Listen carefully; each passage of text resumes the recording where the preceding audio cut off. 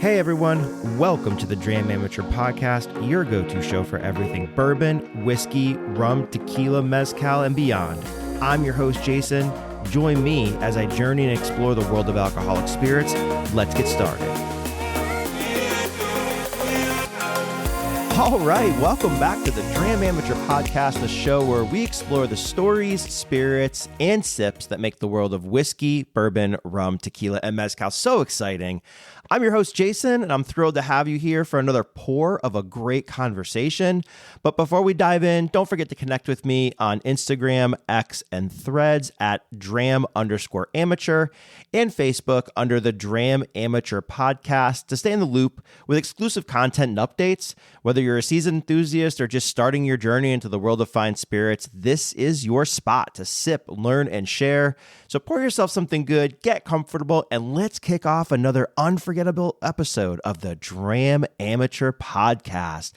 Wow, it's been a few weeks and big events here in the Southeast. So for you, those of you that are not in the Southeast of Georgia, or Southeast of Georgia, Jesus, I'm in Georgia in the Southeast of the United States. It was a lot of fun this week. We have had really cold weather. There's been a few mornings where it was like 18 degrees outside. And what ended up happening was all starting, I think, last Monday, we started getting forecasts of winter weather. And for the state of Georgia, we get a little bit of that.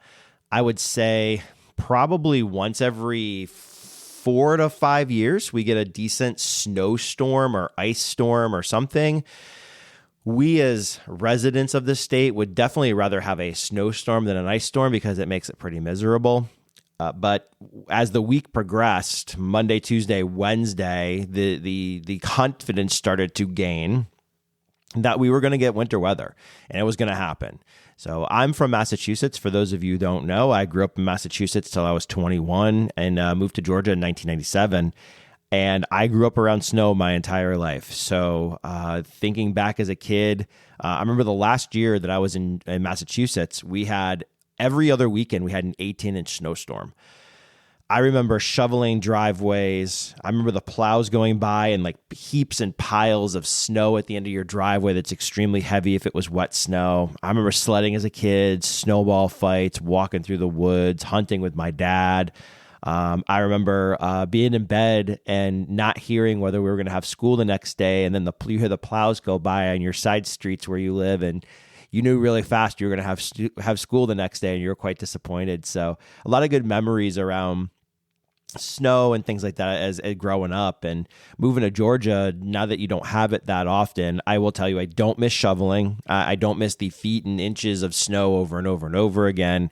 I don't miss any of that. And the environment down here is a lot different than growing up in Massachusetts. Growing up in Massachusetts, they use sand and salt a lot of the times.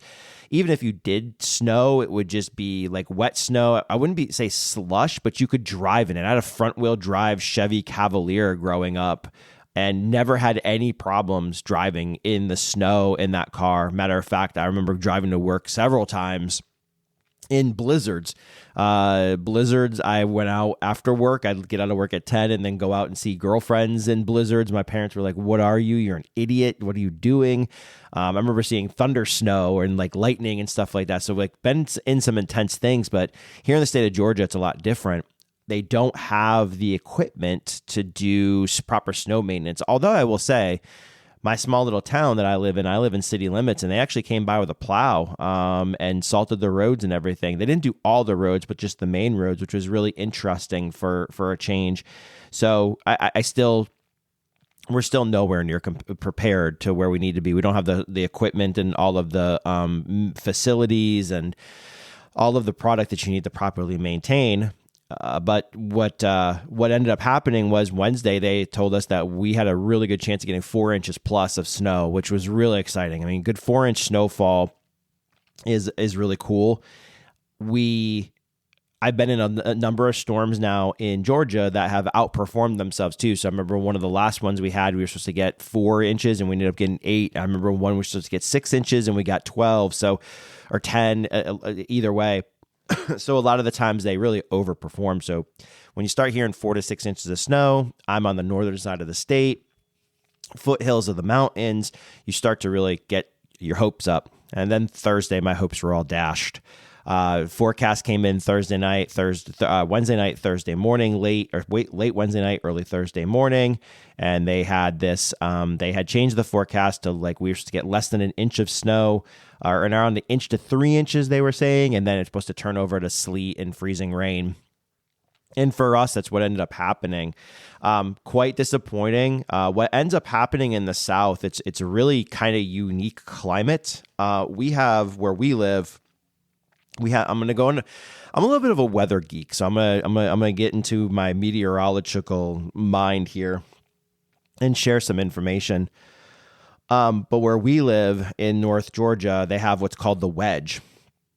What that is because we're on the foothills of the Appalachian Mountains, the cold air will actually creep down the mountain range and settle into where we live.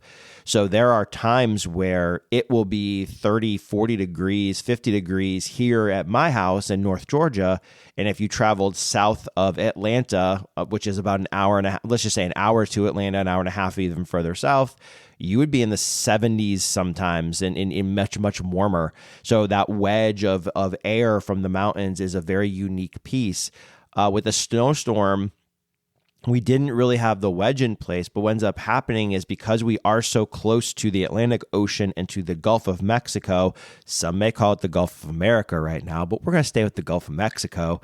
The warm air from the Gulf ends up creeping up and over the storm. So at the 5,000 foot level, you get the warm air that goes in. So what happens is even if you have cold air aloft, when it falls through that warmer air, it melts, and then it has less time to refreeze into snow when it hits the lower levels of the atmosphere closer to the ground. So you're going from a frozen precip to a liquid precip, and then you're freezing back again, but you're not freezing enough it's not cold enough at the ground to make snow. So you get ice pellets, or it comes down as a cold rain and it freezes on contact. So that's where I live. That's what ended up happening. I think we only got about 45 minutes of snow, to be honest with you, on Friday morning. People that actually live to the south of me actually got more snow than me. So there was a pocket almost right across the city. If you draw a line straight across the entire city, which is I-20, if you look at a map, if you look at I-20, they started getting snow pretty early. So a lot of those areas got, I think, about like 3 to 4 inches of snow. I don't think they got 5, but 3 to 4 inches of snow. And then they got some of the sleet and freezing rain on top of it. So my buddy Pints, Pipes, and Drams lives down by that area. And he was sending me snow pics at like 7 o'clock in the morning. I'm like, what the hell, dude? I don't even have a flurry. I don't have anything falling outside right now. Actually, it was sleet at the time. So a little bit of a bummer. It was pretty.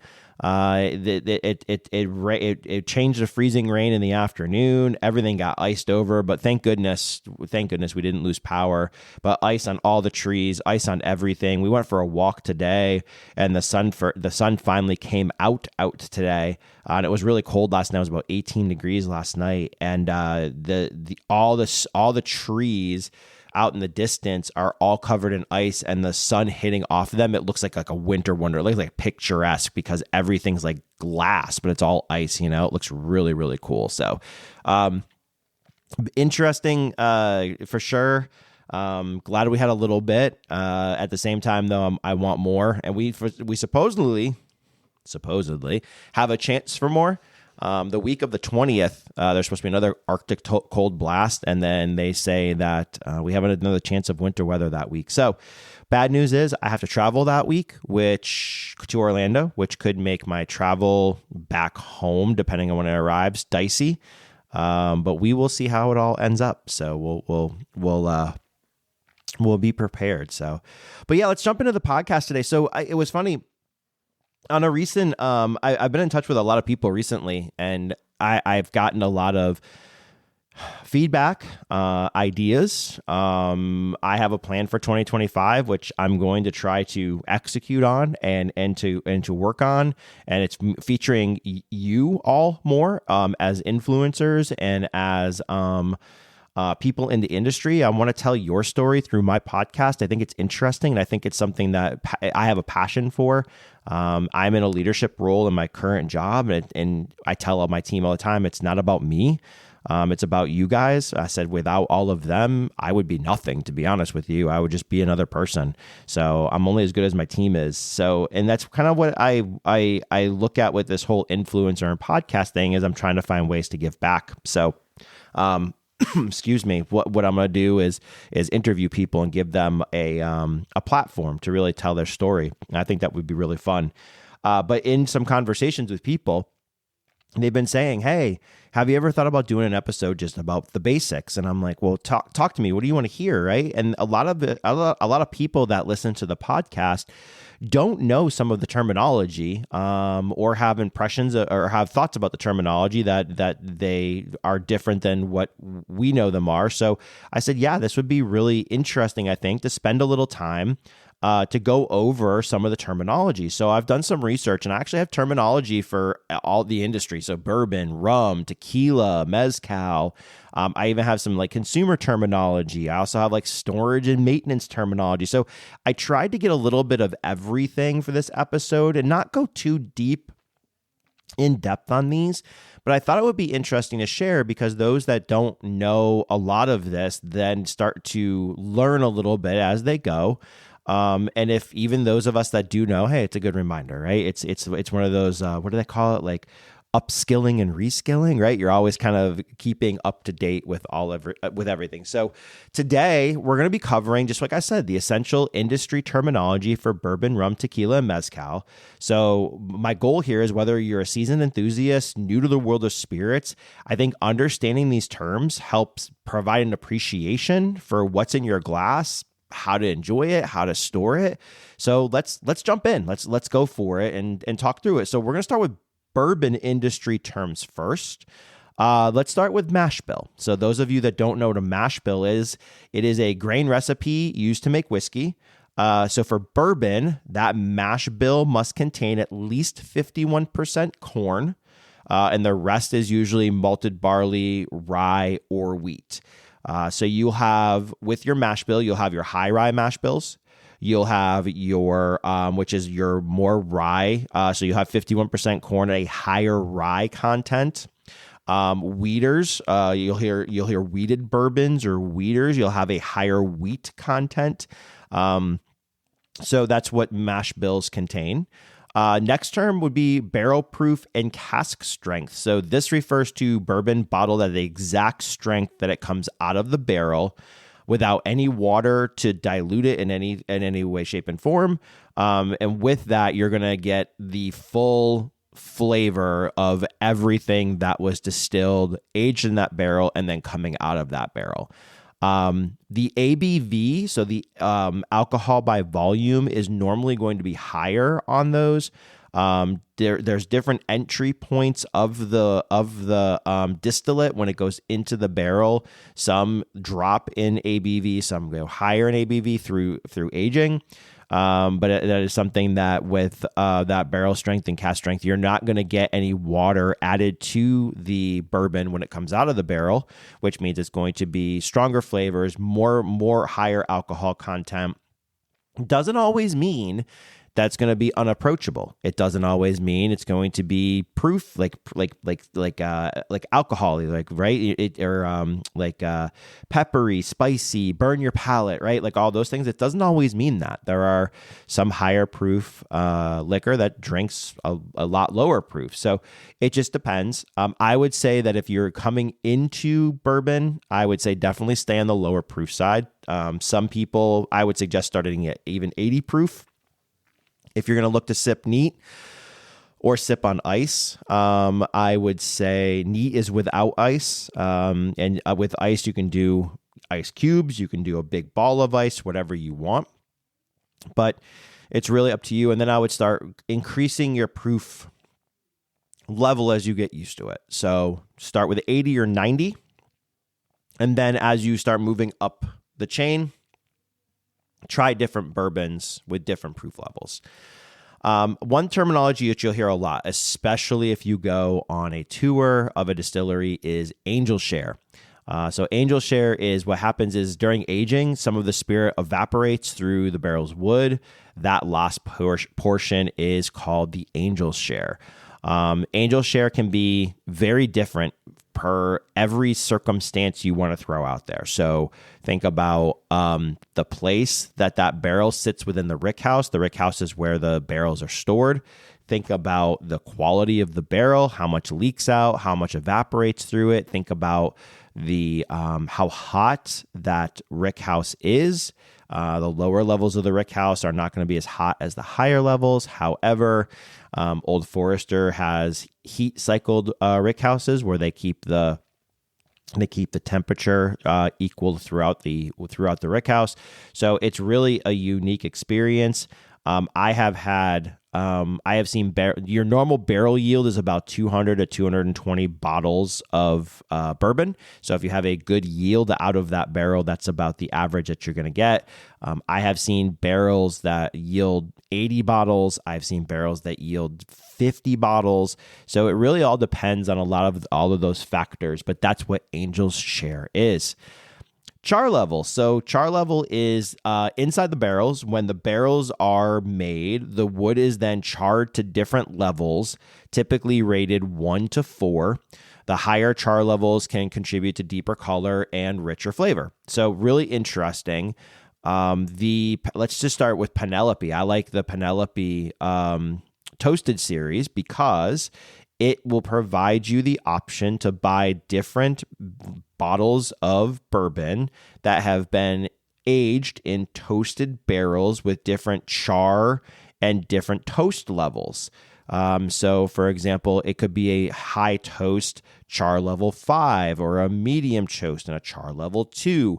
And it really starts to give you the opportunity then to try the different char and toast levels and then how it impacts the final product.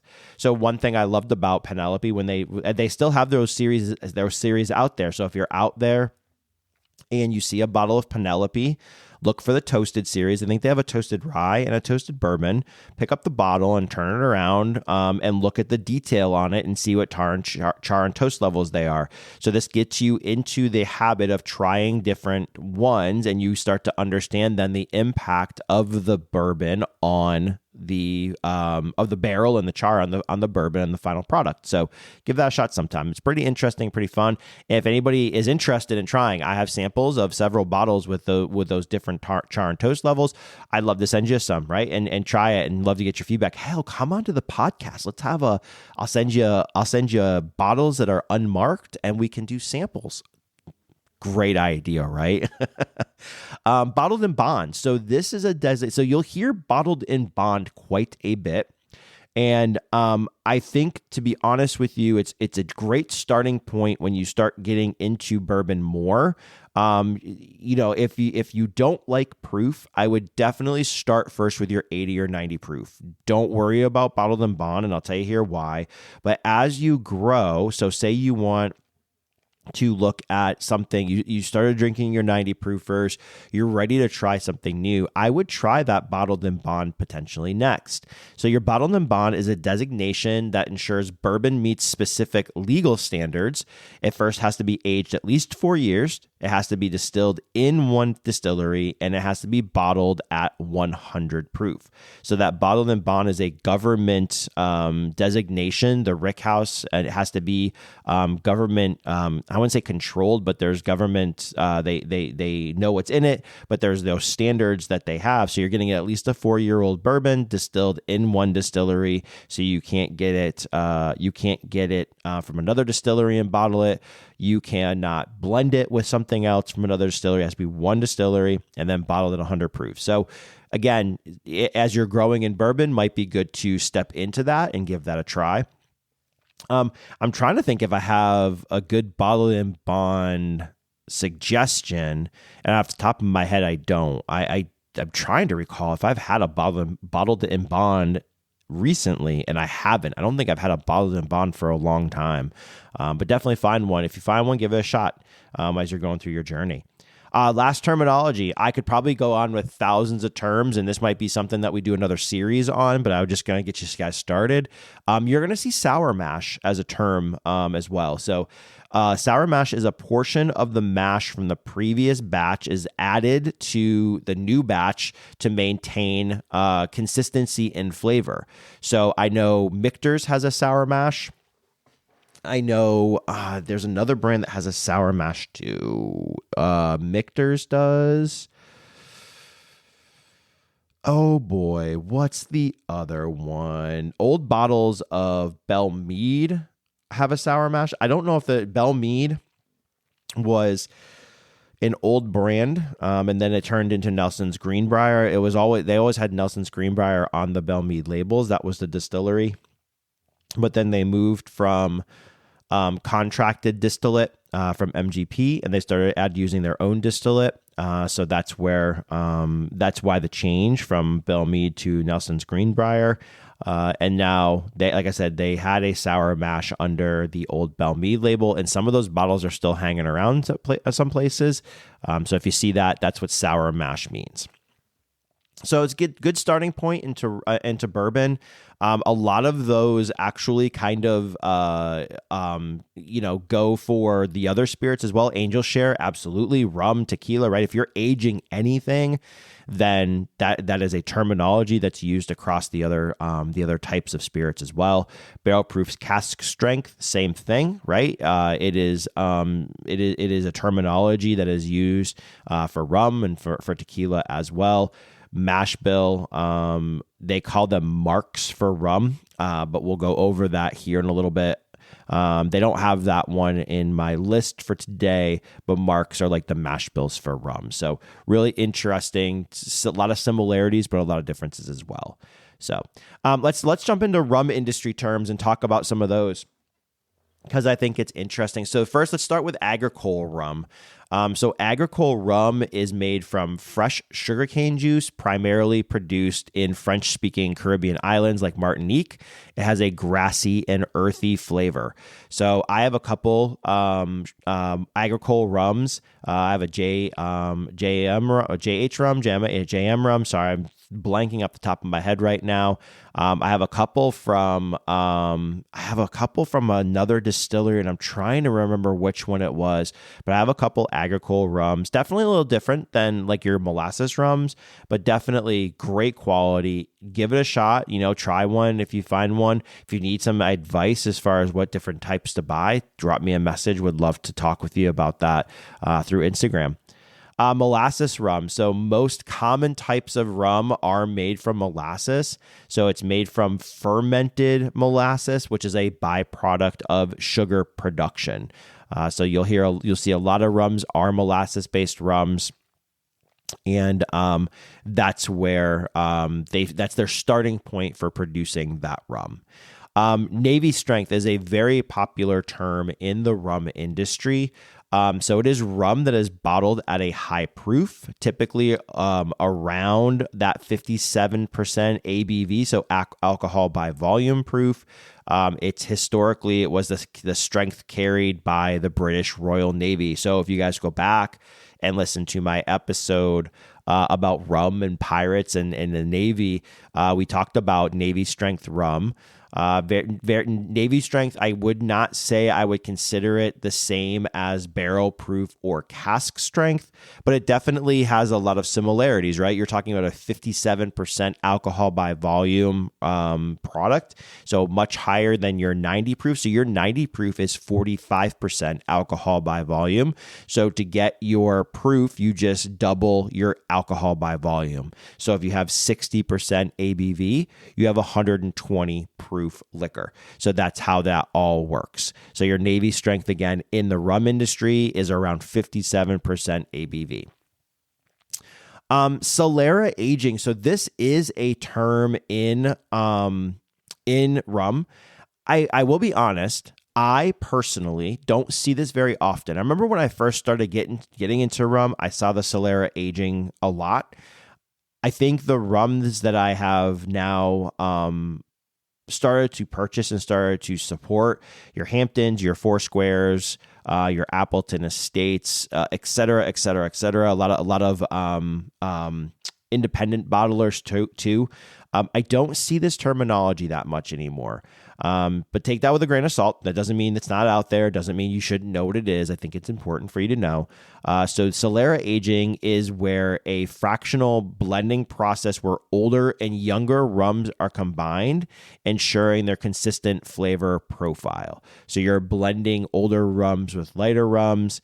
So what happens is with that is that you can say that the bottle is 10 years old if you're using a 10-year-old rum and blending it with a younger rum, as long as you're putting Solera aging on there.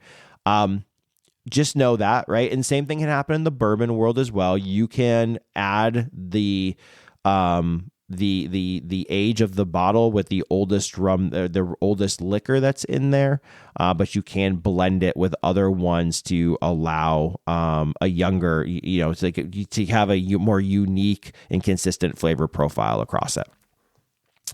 Finally, for the rum terms, last one is esters. So this is a really important one. I think you'll see this a lot, especially if you're drinking Jamaican rums, because the ester count is very high. So esters are compounds that are formed during fermentation, and it gives rum this fruity, funky flavor. The smells are amazing. The flavors are unbelievable. There's a lot of uniqueness to those rums. High ester rums are known for their bold, complex profiles. I would say that if you're first getting into rum, I would definitely not have you jump down the high ester marks first.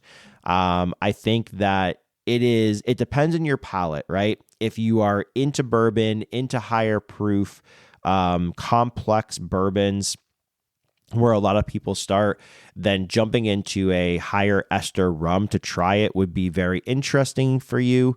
I think it's okay to start there. But I still would caution people from just jumping in there, because it could turn you off to the entire rum category completely, because it can be very polarizing. For example, Hampton has different marks of rum. I think 10 in all, maybe 12 in all. I think they added 2 more new ones, but they can go from an ester count of like 200, 300 all the way up to 1500. And as you go up, it gets a lot more funkier, a lot more complex, a lot more fruity tasting, a lot of it over ripened and rotten fruit tastes.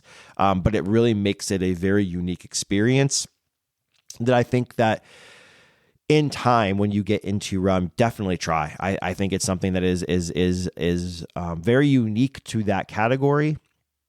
So definitely keep your mind open to it, right? If you do try a high ester rum and you don't like rum, just don't drop rum and say, oh, I don't like rum. Try different things, because rum can be very approachable from different regions of the globe. And I think it's very good to know that and understand that as you're stepping into that. All right, let's talk about tequila. So let's talk about some of the industry terms with the tequila. So let's first talk about agave. So agave is all tequila is made from Blue Weber agave plant. So there are several different variations and types of agaves. If you want to have tequila, you have to make it with Blue Weber agave. For a product to be legally considered tequila, it must contain at least 51% agave. So that's what agave is. You'll hear that terminology across the board in the tequila industry and in the mezcal industry, because again, that agave is the main product that they're making the liquor and the spirit out of. A piña. So a piña is the heart of the agave plant, which is roasted and crushed to extract the juices for fermentation. So if you ever see a piña, you'll have the big plant with the big long spines that come off of it, and they use a tool that I apologize, I do not know the name of it, but they hit the big spines off of it, and the big white with green in around the heart, like in it, the white is where they are knocking the big long spines off. That is the piña. So they will roast that, and then they will crush that. There's a lot of different crushing methods. We'll get into one of those crushing methods today. But there's a lot of those different, those piñas are then, that's what they're extracting all of the juices for fermentation out of, is that piña. Let's see. We have a reposado. So I'm going to go through these. I know I've been through these before, but we're going back to basics. So I just want to make sure that I give everybody some knowledge here. And this is where I always screw this up too with the different aging. So I think it's good for me to see, this is even me, right? This is why, again, I'm the Dram Amateur. I don't have all this stuff memorized. I have a full life of work and family that takes up a lot of spot in my brains. So for me to remember this sometimes has been a struggle.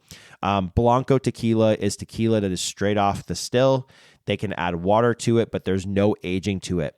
You can rest Blanco for up to 2 months. And then once you hit that 2-month mark, you have to bottle it. Otherwise, it starts to turn into what's called a reposado.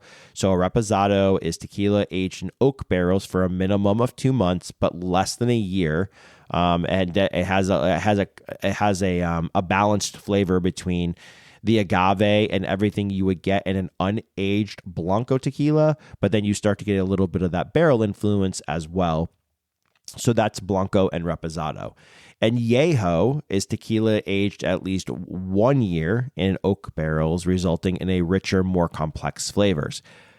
I will tell you with that, I have a little bit of my palate, everybody's palate's different. I have a little bit of a different thought on that. I think you lose complexity when you have Añejo tequilas. I think you get a lot of the barrel influence, and I think what you lose is the agave complexity that you get, because a lot of the agaves you can get green pepper notes, jalapeno pepper notes, white pepper, black pepper, citrus notes, green pepper, like the actual vegetable green pepper notes. There's a lot of complexity in unaged Blanco. Or unaged Blanco tequila. And for me, in my palate, I feel like the Añejo takes a lot of that out of it because of the aging in the barrels. You get a lot more barrel influence than you do the agave influence. So just really interesting for you to know. Everybody has their own taste and their flavor profiles. My very first entry into tequila was a Añejo. And I'm glad I did, because I think that helped me, because at the time I was a bourbon and rum guy. And I think that intro into that with the aging in the barrels was a good starting point for me. And I remember the first one I had was a lot of, tobacco and a lot of cedar. You get like the aging and the leather on it, right? And that for me was like very interesting, that I could get those flavors out of something that was barrel aged in comparative to what was bourbon for me. So really, I ran down that rabbit hole. I jumped down that rabbit hole full force and just let myself go, which I'm really glad I did. Tequila's been a lot of fun and been very interesting for me. So a couple minutes ago, we talked about the piña and how they roast and then crush the piña to extract the juices for the fermentation. One of those methods can be done by a tahona. So a tahona is a large stone wheel that's traditionally used to crush roasted agave. It's still used by some artisanal producers today. So what happens is you have this large wheel that is on a axis that goes around in a circle. It can go around by itself. I've seen them pulled by donkeys, and it will literally go around in a circle and crush the roasted agave to extract the juices for fermentation. So really cool to see that. Some people still do that today, but it's a very cool. It's the old way, the true artisanal way of making tequila. So good thing to know there. Definitely look up videos of the tahona. I think you'll really like it. Agave. So this is where tequila only uses blue Weber agave, and this is what we talked about before. Mezcal can be made by a wide variety of different agave species. It adds this diversity in a wider range of flavor profiles. So I'm talking. I want to tell you, I heard something where I think there's 400 different brands. There's 400 different variations of agave. I might be a little high on that, might be 200, but I think that 400 number is right. Just in my collection of agave, mezcal, I can probably tell you 7 or 8 different types of agave plants. One of those, fun fact, one of the mezcals I have is actually made with Blue Weber agave. So traditional method, they took Blue Weber agave and they used a traditional method, mezcal making method, to make a mezcal out of that, which was pretty unique. So fun things there to understand and know about agave and how diverse it is and the impacts to the tequila and mezcal industry with it. A Joven is an unaged mezcal bottled shortly after distillation. It's known for its fresh and smoky flavors. You'll also hear the term Joven in tequila as well, but I'll share that at another time in another episode, because again, I don't want to share everything. I want you guys to keep coming back for more knowledge and more information. An ensemble. So this is a really cool one. One of my favorite bottles is an ensemble. It might be ensemble as well. I might say ensemble. I think that's probably the better way to say it. It's a blend of different agave species used to create a single mezcal, and it offers a complex and layered flavor. So I have a bottle with 7 different agaves in it. It's an ensemble de 7 plantas, siete plantas. So it's really cool. It is one of my favorite bottles, made by Cinco Sentidos. So if you have a chance to try it or you find it somewhere, definitely go find it and definitely buy it. Try a sample of it. They have different. I have seen from Cinco Sentidos, they have one that has a five different agaves. They have another one, I think they have 2 different ones with 7 different agaves, but they're definitely out there. Go check them out. Go give them a try. Go find them at a restaurant. I guarantee you won't be disappointed if you like mezcal. They're really great. They're really great pours. Pachuga. So Pachuga is one of my favorites. So I will never forget when I found out about Pachuga. I was sitting at my favorite local bar after cornhole one night with one of my buddies, and I was scrolling through Instagram waiting for dinner to come, and somebody had posted about Pachuga. And I was like, what is Pachuga? I had never heard of this before.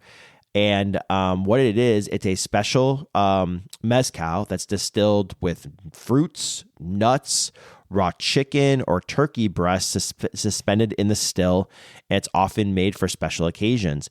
When I was doing the research into it, I saw you could use lizards, you could use all different types of protein, and you can use anything for fruits and nuts. So I have Pachuga that were made. I have 2 Pachugas, one with chicken, one with fruits and berries and nuts, and I have another one that has pineapple was used and some nuts as well. Really unique experience. I have heard that they take these Pachugas out on special occasions, so holidays, birthdays, special holidays. I think I already said holidays. So it's really unique. It's really cool. Very complex flavors. Definitely find one, try one. I think you'll really love it. Something different, definitely different, and definitely eye-opening in the world of spirits and how unique it is. Espadín is a commonly used agave in mezcal production. So some of the bottles that I have are Espadín-based mezcal. It's a versatile type of agave and widely cultivated. So that's one of the different types of agaves that they use to make mezcal. Tobala is another one. It's a wild agave species known for producing mezcal with floral and very herbaceous notes. So definitely, I have a Tobala Espadín blend, if I'm not mistaken. I think I have just a Espadín bottle. I think I have just a Tobala bottle as well. But again, the diversity of the mezcal spirit is really unique. So as you're looking and trying, definitely try different things. Keep your mind open to trying them. Even if you try one that you've had, even if you try one brand or one type made out of these and you didn't like it, I will tell you, do not give up on it, because brands, mezcaleros, are all they're all made with different, I want to say different processes, but the flavors that come out of the final product can be widely different between one brand from one mezcaleros to another brand with another mezcalero. So keep that in mind when you're jumping through mezcal and trying different things. All right, so let's go through some industry or some consumer terms. I thought this one would be an interesting one.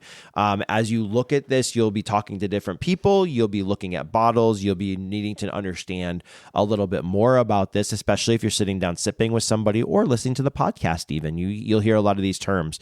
So ABV is alcohol by volume, as I've already said a couple times in this podcast. It's the percentage of alcohol in a beverage.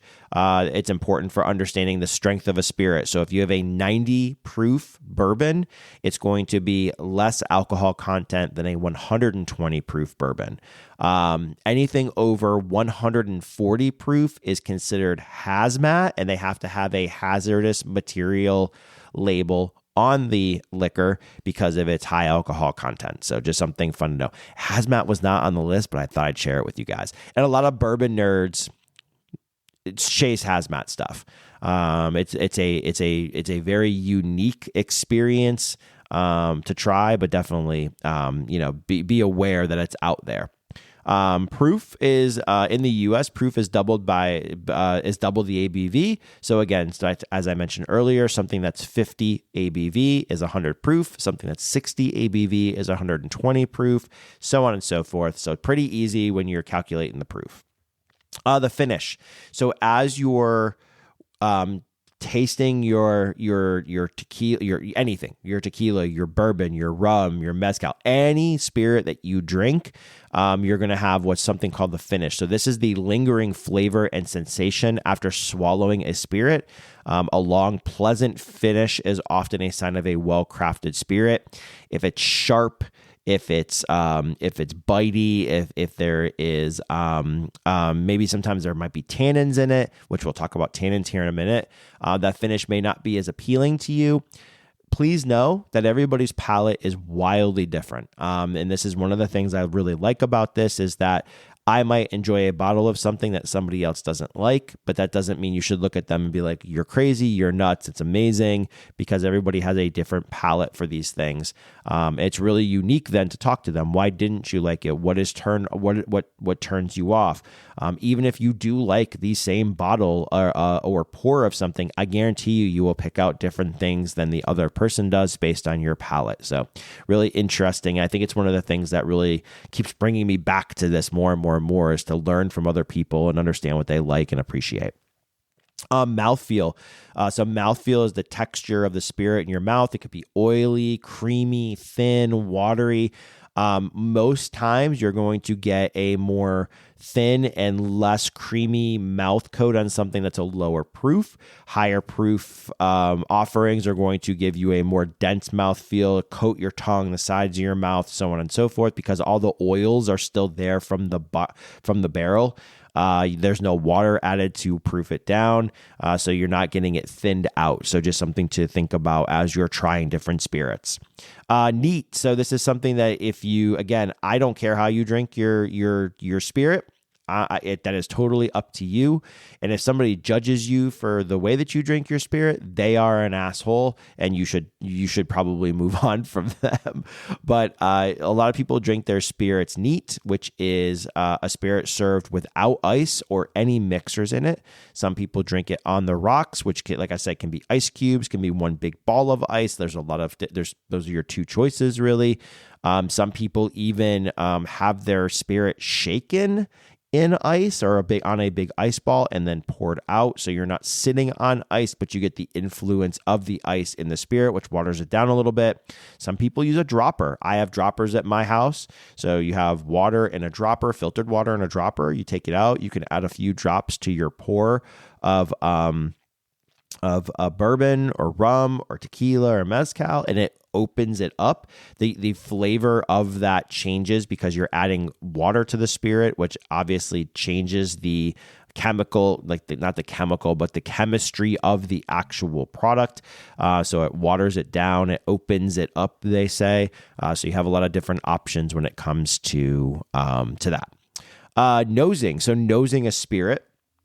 is when you have it in the glass and you take the glass up to your nose and you nose it. It's the aroma or smell of a spirit, and it's an important part of the tasting process or experience because it's really part of the whole thing. I like to do two different nosing. So if you're thinking about a glass, right, and you bring it up, I like to do a nose from the bottom of the glass, right, and smell there. And then I like to do a nose from the top of the glass. I will tell you, it is very different. You're going to get different smells and different flavors. From that experience, the top and the bottom of the glass, I tend to find I get a better understanding of what I'm smelling from the top of the glass. But that's me. So just, it depends on your palate, your nose, what you're smelling. So definitely try both. Another thing you can do too is when you have your glass and you have your spirit in the glass, turn it on its side and coat all the glass as much as possible, because then what that does is your bourbon or your liquor is not sitting at the bottom of the glass and you're just smelling then the glass itself. You're coating the sides of the glass, so you're getting a more fuller, enveloped experience when you're nosing it. So try that next time. Tannins is one. So tannins are compounds from the barrel that contribute to dryness and tasting experience. Some people, you'll hear oak tannins quite frequently. Tannins can be a good thing. Tannins can be a bad thing. I've had some bourbons that have been very, very heavy on the tannins, and it's almost a turnoff for me. So definitely something to understand more, right? As you're drinking them, learn how to pick them out as well. Drink with somebody that's had experience having sips of an alcohol, and then they can tell you and pick out and help you identify what a tannin is in that. A single barrel. So a single barrel is a product that is bottled from a single barrel, resulting in a more unique flavor variations from batch to batch. So you can have a barrel of Jack Daniels, and then you can have another barrel of Jack Daniels that's sat side by side in the same rickhouse, and there is the chance that they have different flavor profiles. Maybe not so wild because they're that close to each other, but if you maybe did a higher rickhouse and a lower rickhouse barrel of Jack Daniels or something else, then obviously they could taste very different because a single barrel is a unique product. There is no uniformity that the distillery and the producer is trying to make from a single barrel. That is where you do your blends together and you start blending things together. That's how you have your core offerings from a producer. So for example, Old Forester has 1910 and 1920. Those are two of their core offerings, and those are blends of different bourbons together to keep a same unique flavor profile, no matter if you were to go buy one bottle today or buy another bottle in 7 months from now. They should be very similar in flavor profile. Small batch is another one. So small batch is a spirit produced in limited quantities, usually from a select number of barrels blended together. I think for me, there's been a lot of change with this term. I think small batch is a buzzword that a lot of companies use now. Think about it. You could have 12 crappy barrels, and then you can consider that release small batch when you blend those 12 barrels together to make something. I'm not going to tell you it's bad. I'm not going to say that, but I think it's just a buzzword for different kind of blending. And I don't know if I really put a lot of, trust in quality or anything in that. So just be careful with understanding that. I would definitely try small batch bottles at not liquor stores, but like restaurants first before you just I'm really interested in small batch, because I think you might have some disappointments in purchasing them. So definitely try them first. I think it'll be a unique experience.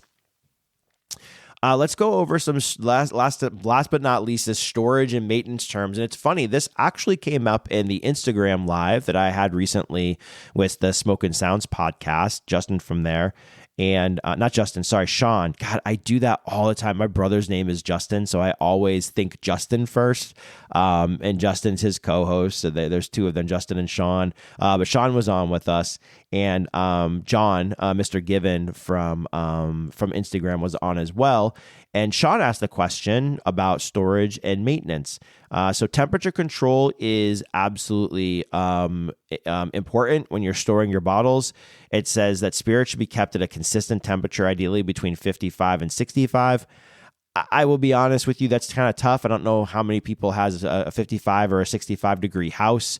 I tell you this, as long as you have a house that has central air conditioning in it, or you keep it in a place where central air conditioning is present, you have a even level of humidity in there, right? So you're not at 120 degrees. You're not at high humidity levels. You're also not at 0, right? Fahrenheit and extremely low humidity levels. So I think keeping it just in an environment that is very stable in every season of the year, I think is probably the most important part of that. Light exposure is definitely one that I've heard, but I haven't really had too much experience with it. But spirits should be stored in a dark place to prevent light from damaging the flavor compounds. So I've always heard that if you were to put a bottle in a window that's supposed to get sunlight and light, that the flavor of the liquor would change. Have not experienced that myself, but I also don't set that up for to happen. I make sure that all my bottles are in a cabinet, or those bottles are in somewhere where it is darker, like there's light in there, obviously, but it's not heavy light that's going to damage them. So just something to keep in mind as you're trying to find a place to store your bottles. I think natural light, I don't think on a daily basis, if it's just normal, I don't think it's going to damage anything.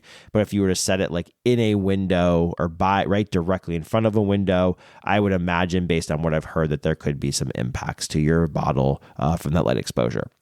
Upright storage. So always store your bottles upright to prevent the cork from degrading due to prolonged contact with the alcohol.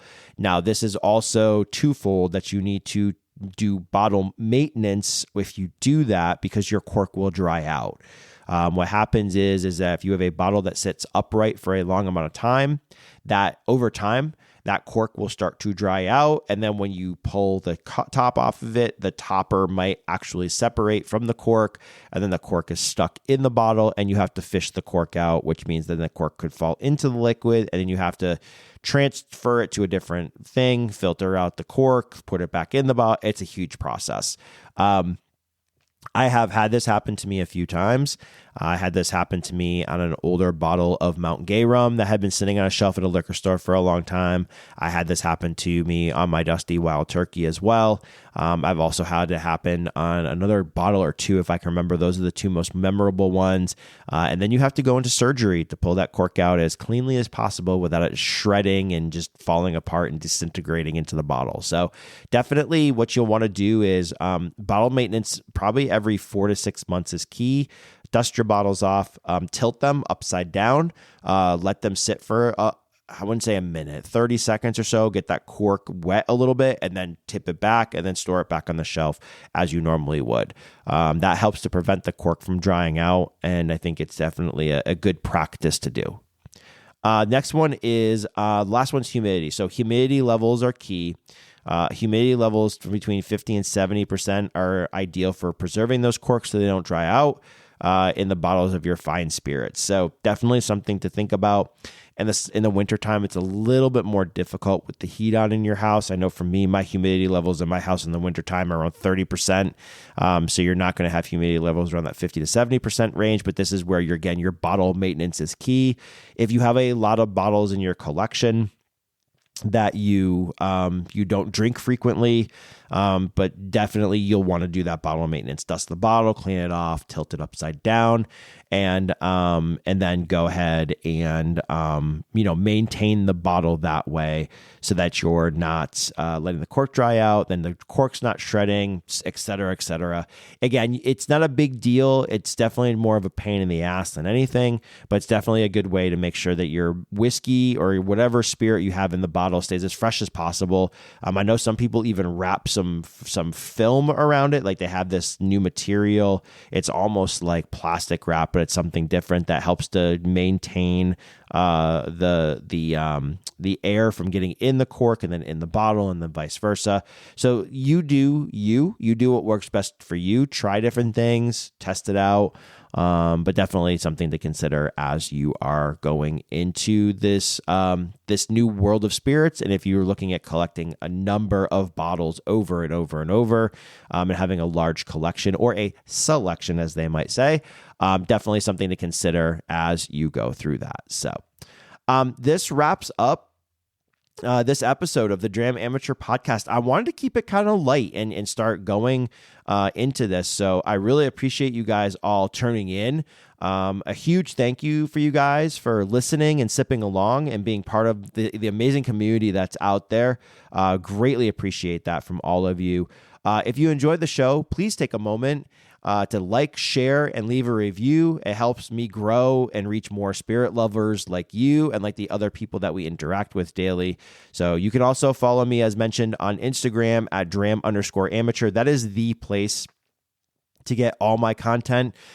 So it's the updates, the behind the scenes content, and so much more. Definitely a great place to interact with me. So your support for my podcast and for my Instagram and for my Dram Amateur brand means the world to me. Thank you so much. I can't wait to keep sharing the journey with each of you guys. So until next time, remember, life's too short for bad pours. So make every dram count. Cheers. Have a great rest of your day. Thanks for listening. Thank you for tuning into the Dram Amateur Podcast. I hope you enjoyed our deep dive into the world of spirits. Don't forget to subscribe and leave a review. I certainly appreciate all the feedback and support. Stay tuned for more exciting episodes as we continue our exploration of bourbon, whiskey, rum, tequila, mezcal, and beyond. Cheers, and until next time, keep savoring every sip.